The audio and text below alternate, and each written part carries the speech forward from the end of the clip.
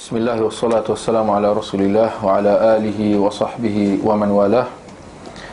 Kita teruskan dengan kuliah yang berikutnya.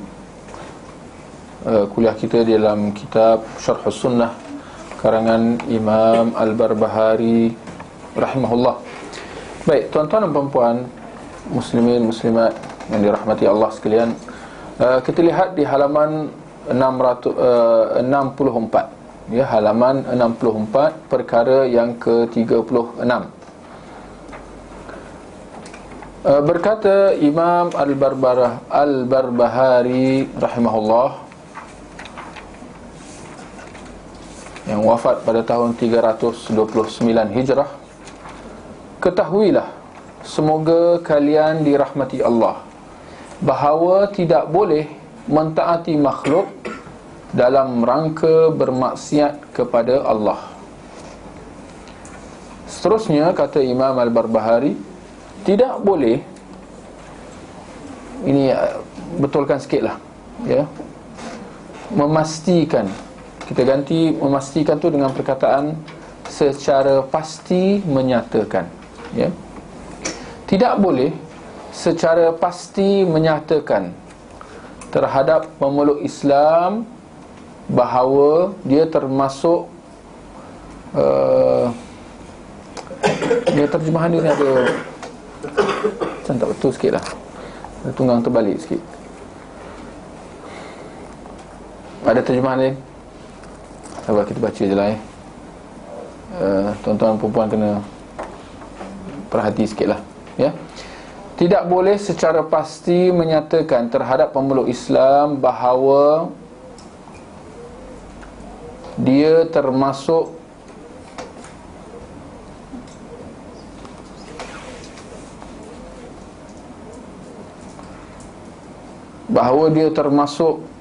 jelas-jelas baik atau buruk, kerana anda tidak tahu nasib akhir orang tersebut ketika meninggal dunia. Namun boleh menaruh harapan rahmat bagi orang yang baik dan merasa takut terhadap orang yang buruk akibat dosa yang telah dia kerjakan. Sebab anda tidak tahu ketika dia meninggal dunia. Mungkin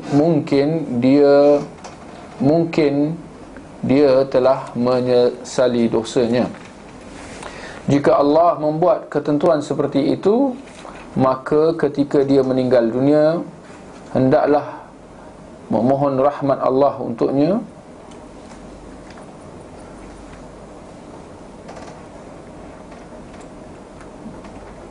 Mana tadi? Jika Allah membuat ketentuan seperti itu. Okey. Jika Allah membuat ketentuan seperti itu, maka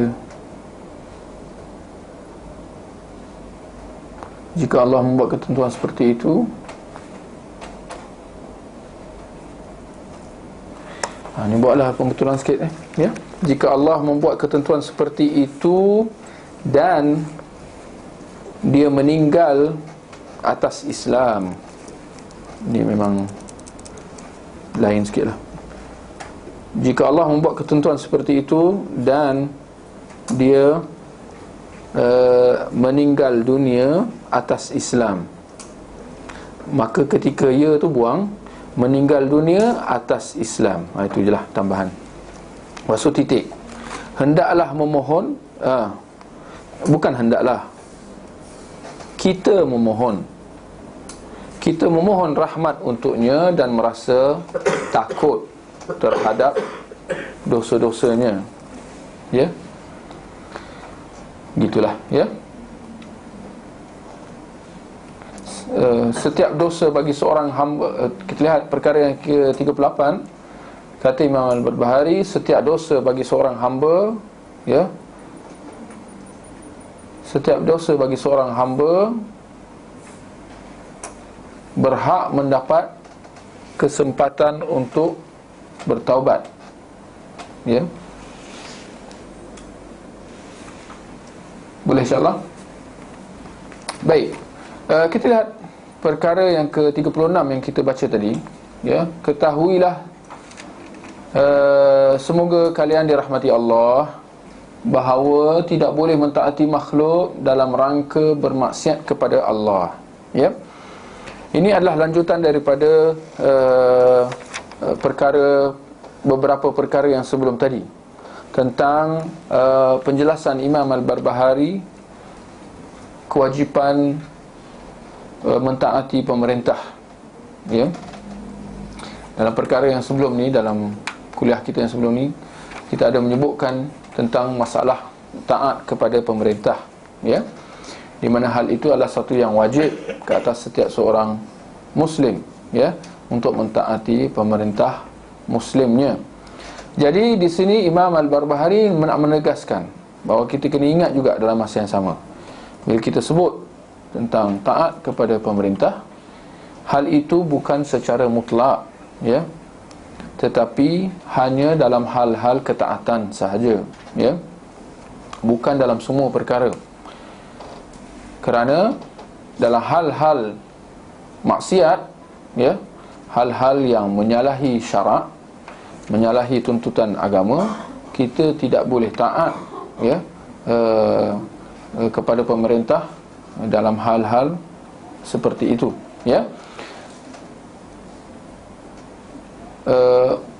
Hal ini kerana ketaatan kepada Allah hendaklah didahulukan dalam semua perkara, ya.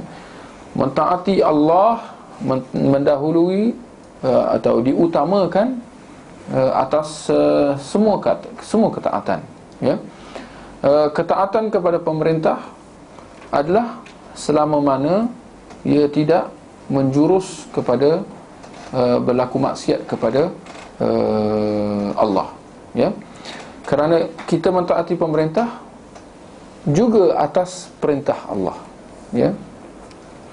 Maka masakan kita boleh mentaati pemerintah sehingga kita menyalahi perintah Allah? Tak mungkin. Kita taat pemerintah kerana itu bertepatan dengan perintah Allah, ya. Maka kerana itu dalam hal-hal maksiat, jika kita diperintah supaya melakukan hal maksiat, ya, oleh pemerintah, maka perintah seperti itu tidak boleh kita taati. Kerana apa? Kerana kita mendahulukan ketaatan kepada Allah, ya, atas semua perintah, ya. Kita lihat tentang masalah tidak boleh mentaati makhluk, tidak boleh mentaati manusia dalam rangka bermaksiat kepada Allah. Hal ini kembali kepada satu peristiwa, ya, pada zaman Rasulullah sallallahu alaihi wasallam, ketika mana Rasulullah melantik satu panglima untuk satu pasukan khas, pasukan komando, ya. Pada zaman Rasulullah, pasukan komando ni dipanggil Sariyah, ya. Sariyah ni adalah satu pasukan khas, ya, daripada kalangan para sahabat, yang mana anggota dia tak lebih daripada 200 orang, ya. Maka Rasulullah melantik panglimanya, pemimpinnya, dan memerintahkan supaya panglima itu ditaati, ya.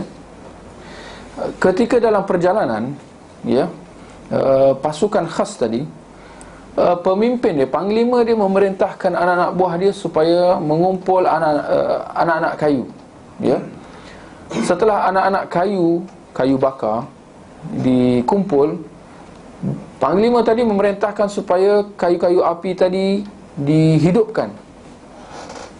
Apabila api sudah marak, jadi besar, ternyata panglima tadi memerintahkan anak-anak buah dia supaya masuk ke dalam api itu, ya. Campakkan diri kamu dalam api. Maka ketika mendengar perintah panglima tadi, ya, anggota Sariyah tadi, mereka pun berhenti sejenak. Sebelum tu semua yang diperintahkan oleh panglima tadi diorang buat. Kumpul anak kayu, diorang buat. Diorang tak bertanya pun, tak banyak soal, terus buat. Nyalakan api, diorang nyala. Tapi bila disuruh masuk, campak diri kamu dalam, mereka berhenti sejenak, ya. Lalu mereka mengatakan, Bila mereka teragak-agak, panglima tu kata, bukankah aku disuruh oleh Rasulullah supaya ditaati? Bukankah Rasulullah memerintahkan kamu supaya mendengar dan taat kepada aku? Kenapa kamu teragak-agak macam tu? Ya.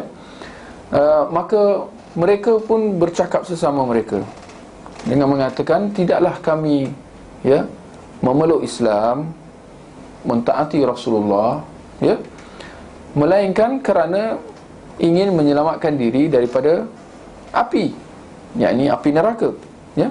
Tetapi bagaimana pula sekarang ni kita disuruh supaya masuk dalam api? Kita masuk Islam pun gara-gara nak menyelamatkan diri daripada api. Maka mereka enggan untuk mencampakkan diri mereka ke dalam api. Maka apabila hal itu sampai kepada Rasulullah, ternyata Rasulullah menyatakan adalah jika mereka masuk ke dalamnya, mereka tidak akan keluar daripadanya.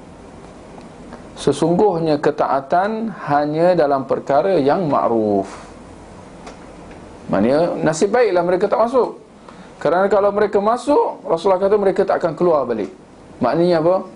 Itu dianggap sebagai perbuatan membunuh diri. Dan hal membunuh diri ini adalah satu yang maksiat. Seseorang itu tidak boleh membunuh dirinya, walaupun dia tidak boleh mendengar arahan orang lain yang menyuruh supaya dia membunuh diri juga. Kedua-dua keadaan itu adalah maksiat, Sedangkan ketaatan kita kepada pemerintah, atau dalam kisah tadi panglima tentera tadi, adalah dalam perkara yang ma'ruf saja. Perkara ma'ruf maknanya perkara-perkara yang baik-baik, yang menepati syarak dan yang bukan bercanggah dengan syarak. Kisah tadi adalah daripada riwayat yang sahih dalam Bukhari dan Muslim. Dalam riwayat yang lain, Rasulullah sallallahu alaihi wasallam bersabda, la ta'ata li makhluq fi ma'siyatil khaliq. Hadis yang sahih daripada riwayat Imam Ahmad. Tidak ada ketaatan kepada manusia dalam hal bermaksiat kepada Allah. Tidak ada ketaatan kepada manusia dalam hal bermaksiat kepada Allah.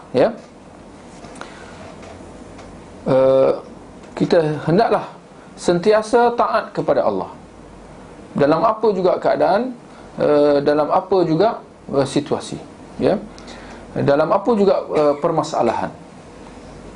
Ketaatan kepada Allah hendaklah didahulukan.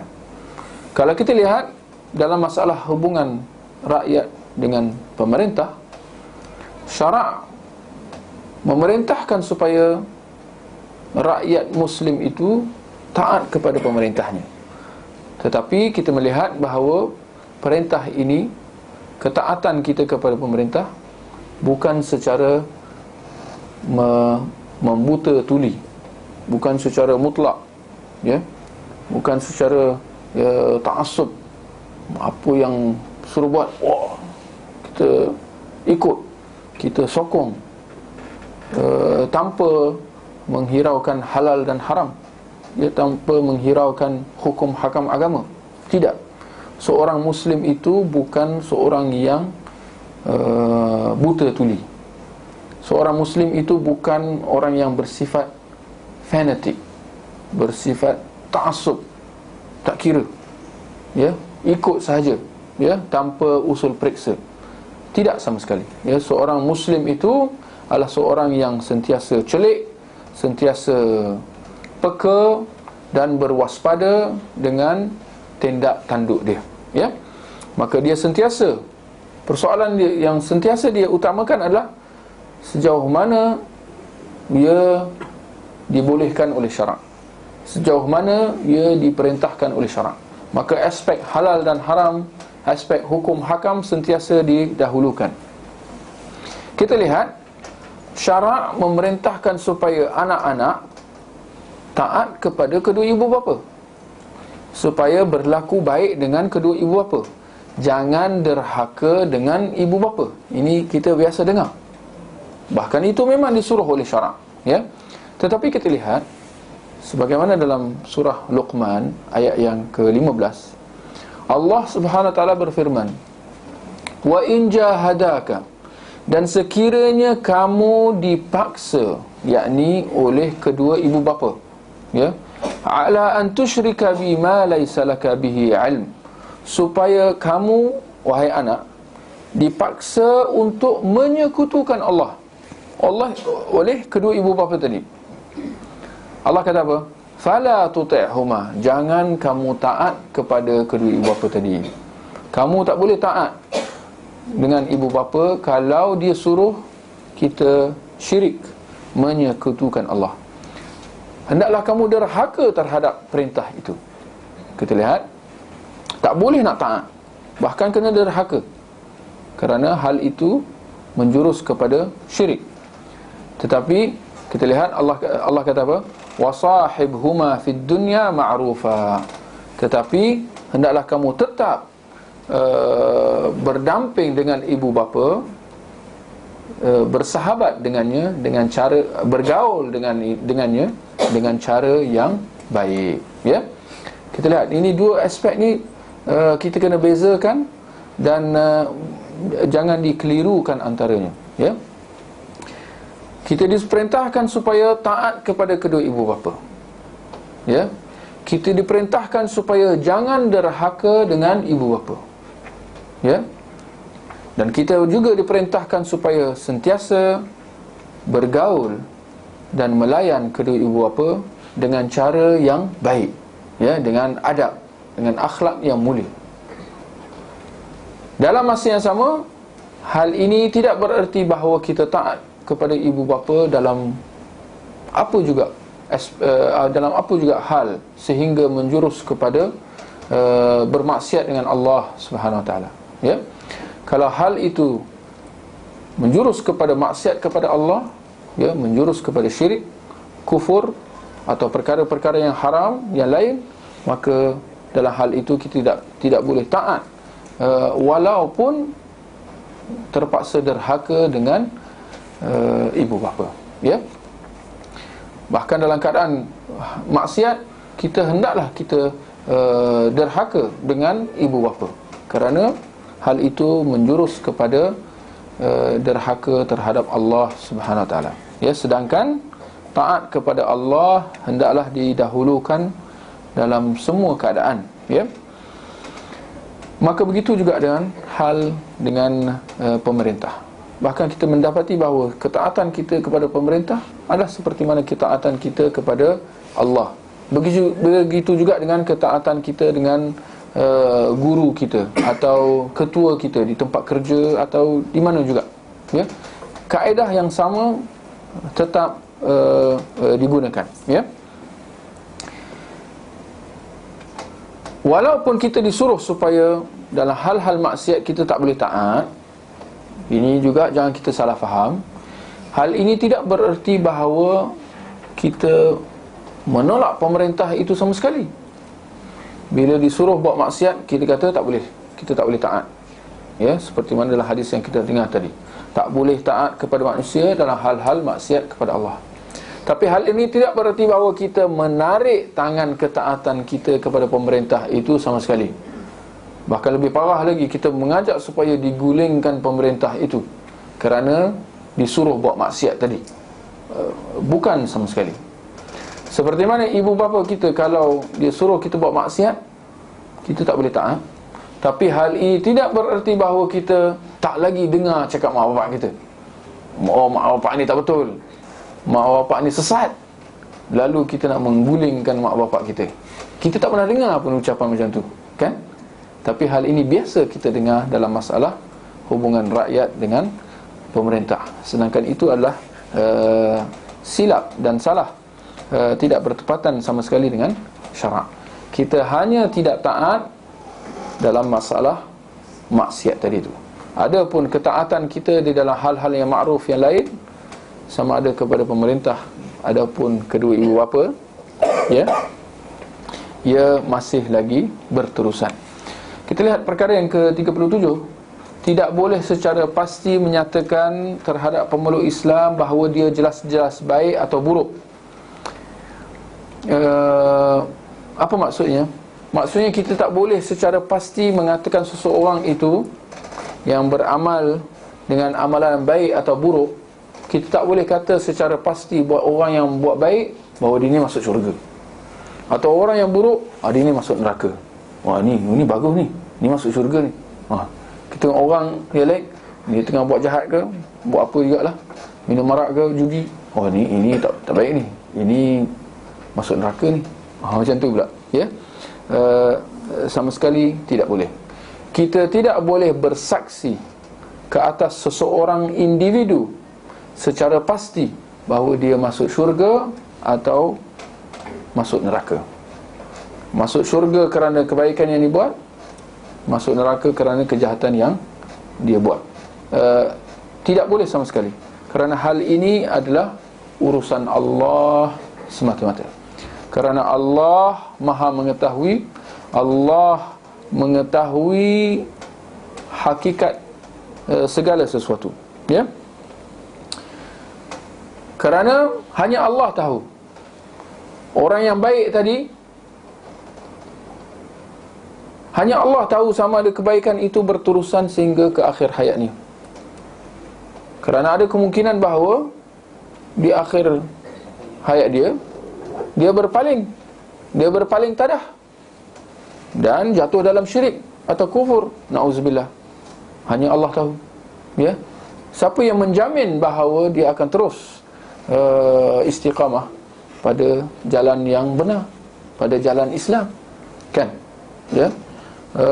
Begitu juga dengan orang yang jahat, orang yang buat apa juga, maksiat, kezaliman, bahkan kekufuran pun. Ada kemungkinan besar bahawa di akhir hayatnya dia bertaubat dan kembali ke pangkal jalan dan memeluk Islam tanpa kita tahu. Bahkan barangkali tanpa kita tak nampak apa kesan pun, ya. Tetapi Allah lebih tahu tentang keadaan niat dia, ya, keadaan isi hati dia, ya.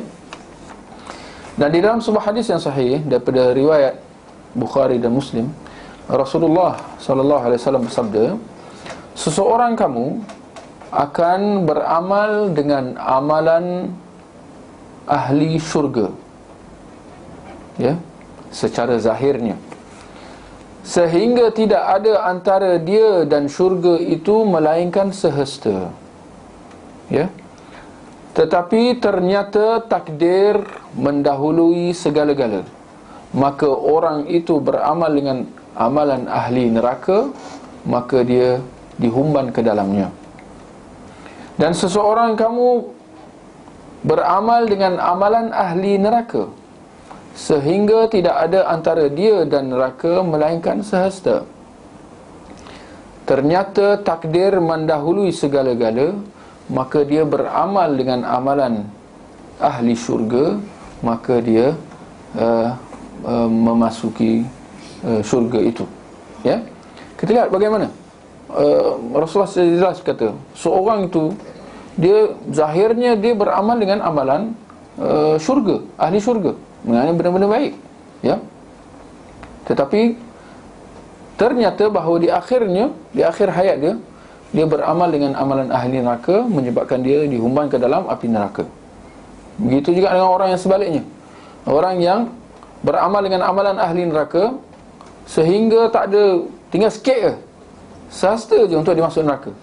Tetapi ternyata bahawa di akhir hidup dia bertaubat, ya, dan beramal dengan amalan ahli syurga, ya, dan dia masuk ke dalam syurga, ya. Maka nak mengatakan bahawa kayu ukur, apa kataan dia, poin penting adalah dalam hidup kita, mana peringkat hidup yang paling penting atau yang menjadi perhitungan. Ketika mula hidup, ketika kita kecil, bayi, kanak-kanak, muda dan remaja, atau adakah ketika di pertengahan hidup kita ketika sudah dewasa, atau ketika di peringkat akhir, apabila sudah lanjut usia, atau lebih-lebih lagi apabila sudah di akhir hidup, ya, atau sehingga ke saat-saat akhir hidup, saat-saat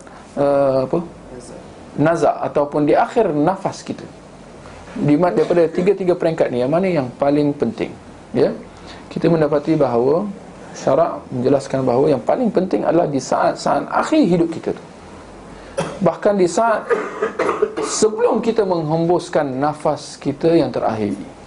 Percaya atau tidak, itu adalah saat yang paling penting, saat yang terpenting. Di saat kita menghembuskan nafas kita, ya. Sebagaimana dalam hadis yang sahih, innamal a'malu bil khawatim.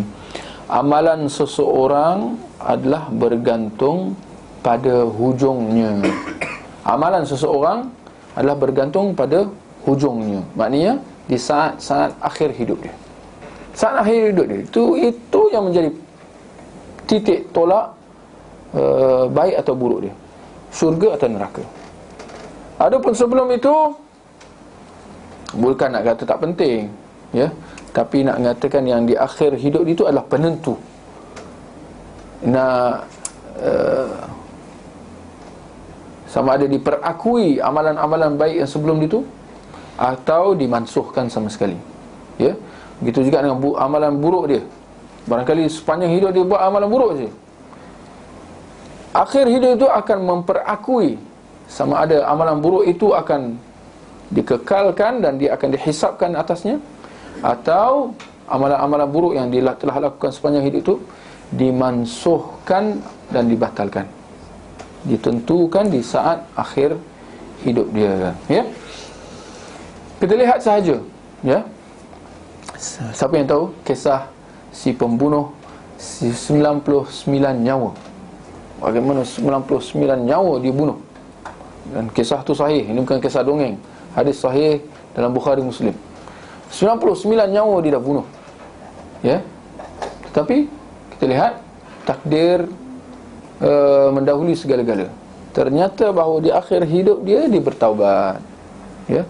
Bahkan dia bertaubat sesudah dia melengkapkan 100 nyawa. Kan? 100 nyawa tu siapa? Nyawa si rahib. Rahib yang sifat dia apa? Banyak ibadah tetapi ilmu kurang. Orang tu tanya, adakah aku boleh bertaubat? Dia kata apa? Engkau dah bunuh 99 orang, kau nak taubat? Tak ada taubat bagi engkau. Ternyata dia pun lengkapkan 100, ya, melengkapkan nyawa yang ke-100 yang dibunuh. Tapi lepas tu dia taubat, kerana dia niat dia tu nak taubat tu, ya. Maka Allah menerima taubat dia, ya. Adapun orang yang beramal dengan amalan yang baik, tetapi ternyata di hujung hidup dia beramal dengan amalan ahli neraka. Bagaimana kita boleh faham? Sekali lagi, kita jangan keliru, jangan kita salah faham. Allah tidak menzalimi hamba dia. Allah tidak akan membiarkan seorang yang telah beramal dengan amalan yang baik, dengan ikhlas, lalu di hujung hidup dia terpesong. Allah tak akan menzalimi hamba dia. Apa yang dimaksudkan ialah orang yang beramal dengan amalan ahli syurga secara zahirnya. Tapi kalau kita lihat secara realitinya, pasti ada sebab. Bagaimana dia boleh beramal dengan amalan ahli neraka di hujung hidup dia? Pasti ada sebab. Kemungkinan besar dia beramal dengan amalan ahli syurga secara tidak ikhlas, buat-buat untuk tujuan-tujuan dunia yang tertentu, ya. Maka memang layak untuk di akhir hidup dia beramal dengan amalan ahli syurga, ahli neraka. Seperti mana orang yang beramal dengan amalan ahli syurga, keliru teman terbalik dah. Seperti mana orang yang beramal dengan amalan ahli neraka sepanjang hidup dia, tetapi ternyata di akhir hidup dia beramal dengan amalan ahli syurga, dengan erti kata dia bertaubat, atau dia mengucap kalimah syahadah, dia masuk Islam. Sekali lagi, hal itu tidak akan berlaku dengan begitu sahaja. Pasti kerana Allah tahu bahawa orang ni, walaupun dia beramal dengan amalan ahli neraka sepanjang hidup dia, tapi orang ni orang yang baik. Jauh di dalam hati dia baik, ya. Cuma dia tak jumpa jalan, atau dia tak tahu jalan dan sebagainya, jalan yang benar. Maka kerana itu Allah tak menzalimi dia juga. Maka kerana itu dia dikembalikan ke pangkal jalan, ya. Maka nak katakan akhirnya kesemuanya kembali kepada hati, ya, kembali kepada niat, ya. Kalau orang tu ikhlas, benar-benar ikhlas, Allah tidak akan menghampakan dia. Seperti mana sebaliknya, kalau orang tu hati dia memang busuk, hati dia memang tak ikhlas, hati dia memang nak dunia, sekadar nak tunjuk-tunjuk, nak buat-buat, nak riak, nak kekalkan jawatan, nak dapatkan pangkat dan sebagainya, ini memang, ya, Allah akan membalas perbuatan dia dengan sejajarnya, dengan sepadan dengannya, ya. Itu secara hakikat, secara reality. Adapun kita, ya, kita daripada sudut pandangan kita sebagai orang yang, sebagai manusia, kita tidak tahu niat orang.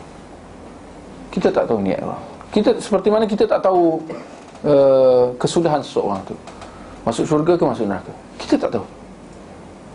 Dan kita jangan campur masuk urusan Allah Subhanahu Wa Taala. Hanya Allah yang tahu benda-benda ghaib. Hanya Allah tahu isi hati dia. Satu. Hanya Allah juga yang tahu kesudahan seseorang itu. Dia bertaubat, dia tak bertaubat, dia paling tadah, dia mengucap kalimah syirik, kufur di akhir hidup dia. Hanya Allah yang tahu. Hanya Allah juga yang tahu siapa yang akan jadi penghuni syurga dan siapa yang akan jadi penghuni neraka. Itu hanya Allah yang tahu. Jadi itu sangat penting untuk kita jangan masuk campur, lalu kita nak hukum seorang tu. Ini aku melihat wajah seorang penghuni syurga datang. Oh boy. Ini dalam, minta maaf, sufi memang banyak. Orang sufi, wah, kita didatangi oleh seorang penghuni syurga. Atau kalau mana daripada tarikat yang lain, oh, apa bau ni?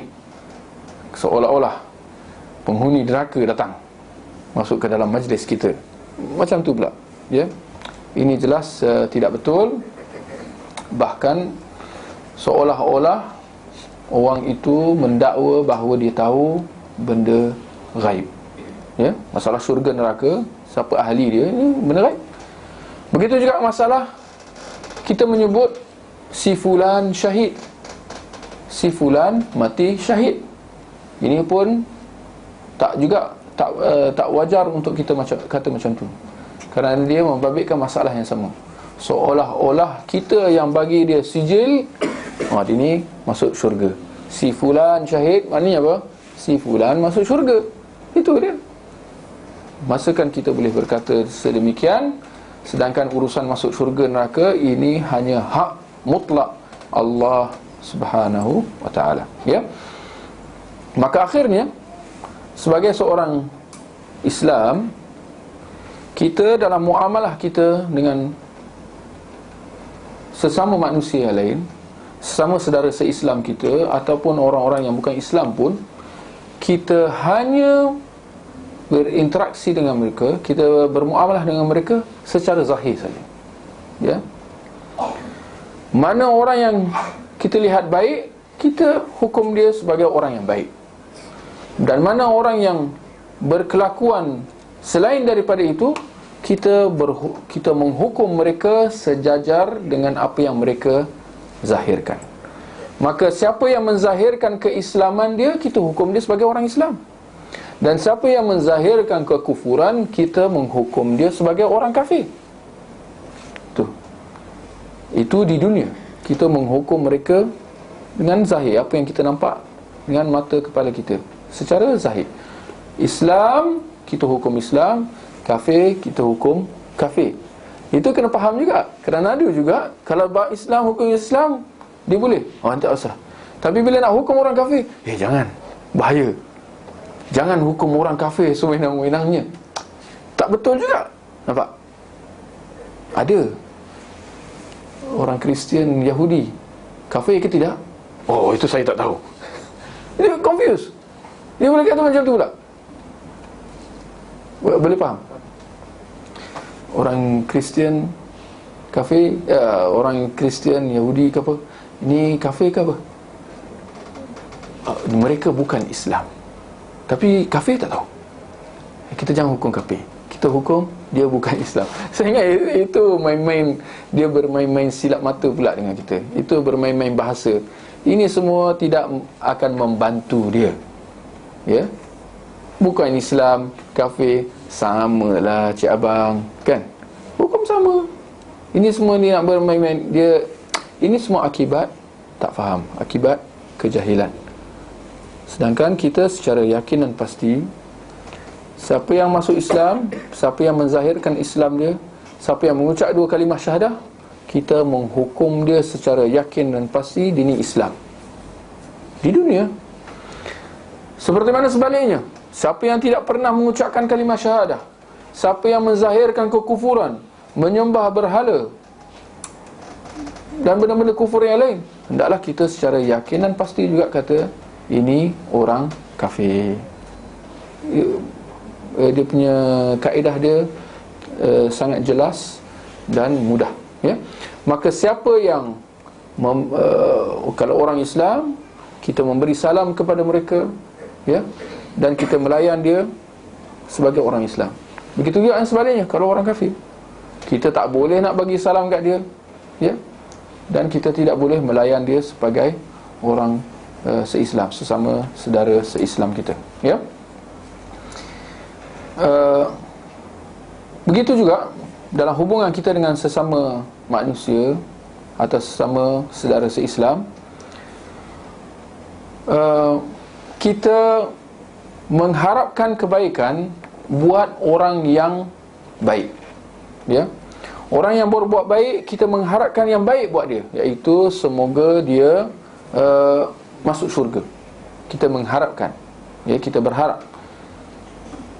Adapun perbuatan-perbuatan yang jahat, perbuatan-perbuatan buruk, ya, daripada orang-orang yang melakukan maksiat, kita khawatir atas mereka. Kita takut, sama ada di kalangan orang-orang Islam kita ataupun di atas orang-orang yang kafir, ya, orang-orang yang bukan Islam. Kita khawatir atas mereka, bahawa jika mereka tidak bertaubat, mereka akan masuk ke dalam neraka, ya. Itu dia, itu sikap kita dengan mereka, ya. Ini masalah kita dengan individu, masalah seseorang dengan orang-orang yang tertentu, dengan individu-individu yang tertentu. Masalah kita nak hukum dia Islam ataupun kafir. Masalah sama ada kita nak hukum dia masuk syurga atau neraka. Masalah individu. Jangan kita keliru dengan masalah hukum secara umum. Hukum secara umum berbeza dengan hukum ke atas individu yang tertentu. Kerana hukum secara umum,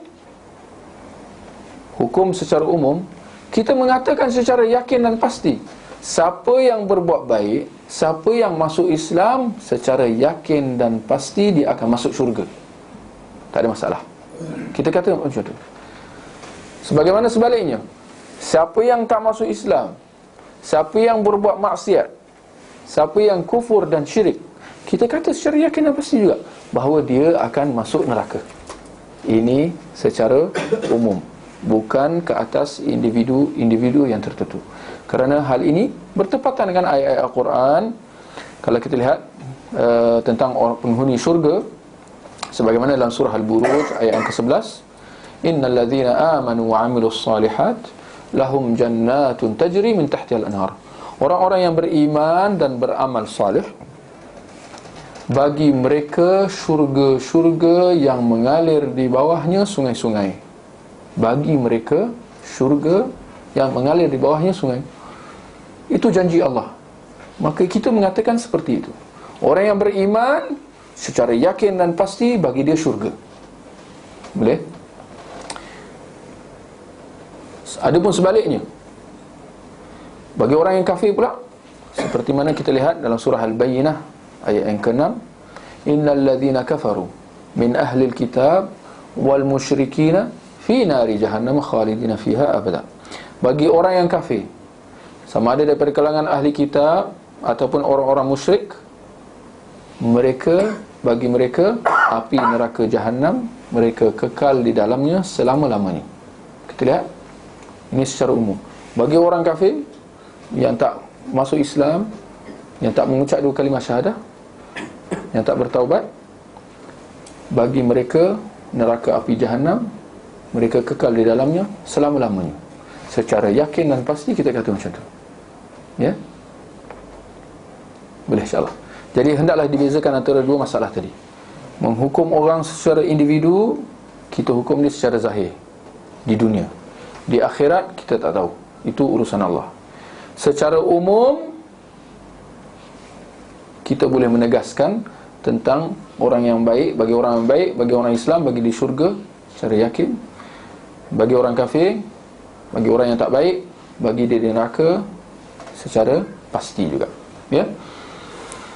Boleh? InsyaAllah. Jelas insyaAllah. Ya, walaupun ada berlaku kekeliruan, tapi ya, kalau kita lihat syarak menetapkannya secara jelas. Tak ada benda apa yang sama-sama. Boleh?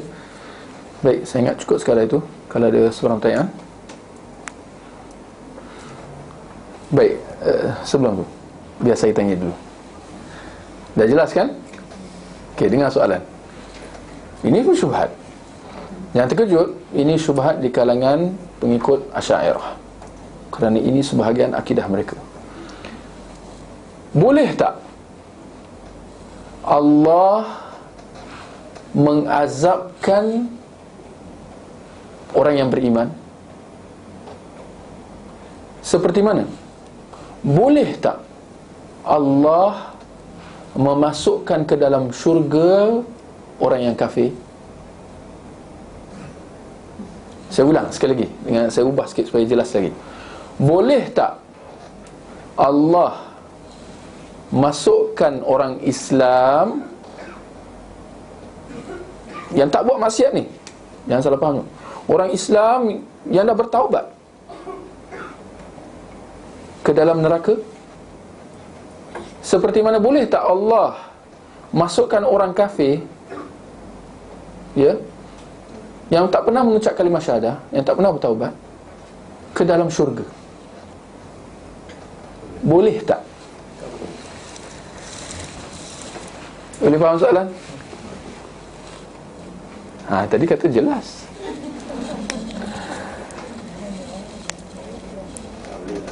Tak boleh. Boleh tak Allah Maha berkuasa?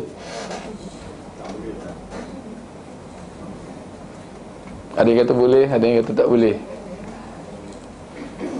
Nampak? Ini kita kena menuntut ilmu. Ya, kerana syubhat, kejahilan itu sentiasa sinonim dengan manusia. Hanya Allah yang Maha mengetahui. Adapun kita manusia, kadang kita dah yakin, kita dah tahu, tapi gara-gara kerana kita tak tahu lebih lagi, banyak benda-benda yang kita tak tahu. Siapa yang kata tak boleh, itu adalah akidah Ahlus Sunnah wal Jamaah yang benar, pegangan Salafus Salih. Siapa yang kata boleh, itu adalah pandangan Asy'ariyah. Mereka kata Allah Maha berkuasa, Allah boleh mengazabkan orang yang taat. Allah berkuasa. Seperti mana Allah boleh masukkan ke dalam syurga orang yang buat maksiat. Allah punya sukalah. Mereka kata macam tu. Maka Allah boleh memasukkan iblis ke dalam syurga. Siapa nak bangkang? Dan Allah boleh masukkan Nabi Muhammad ke dalam neraka. Siapa yang boleh halang? Kata mereka, kerana Allah Maha berkuasa. Mereka berpegang dengan syubhat tu. Allah Maha berkuasa. Tapi mereka lupa Allah Maha adil, bahawa Allah tidak menzalimi hamba. Nampak? Mereka pegang sebenarnya, lupa yang lain. Sedangkan kita Ahlus Sunnah wal Jamaah, kita mengambil ke semua dalil-dalil itu. Jangan-jangan kita ambil sebahagian je, Jangan kita pegang, oh Allah Maha Adil, Allah Maha Pengasih, Jesus love us, buatlah apa-apa, Allah sayang kat kita. Jangan. Allah Maha Mengasih, Allah Maha Pengampun, tetapi dalam masa yang sama Allah sangat pedih azabnya. Nampak? Dan Allah Maha Adil, Allah tidak menzalimi hamba-Nya. Itu kena ingat semua tu, ya. Boleh insya-Allah.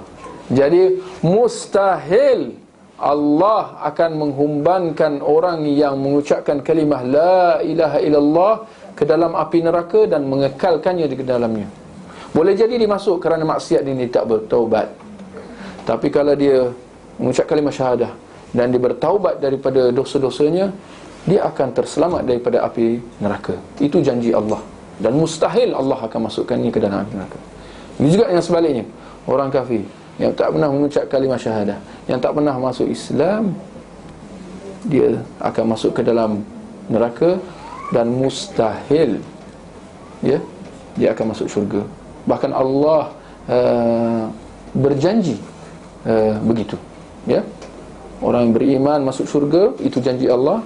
Dan orang yang kafir, dia akan masuk neraka, itu juga janji Allah, ya. Boleh insya-Allah. Ada pertanyaan?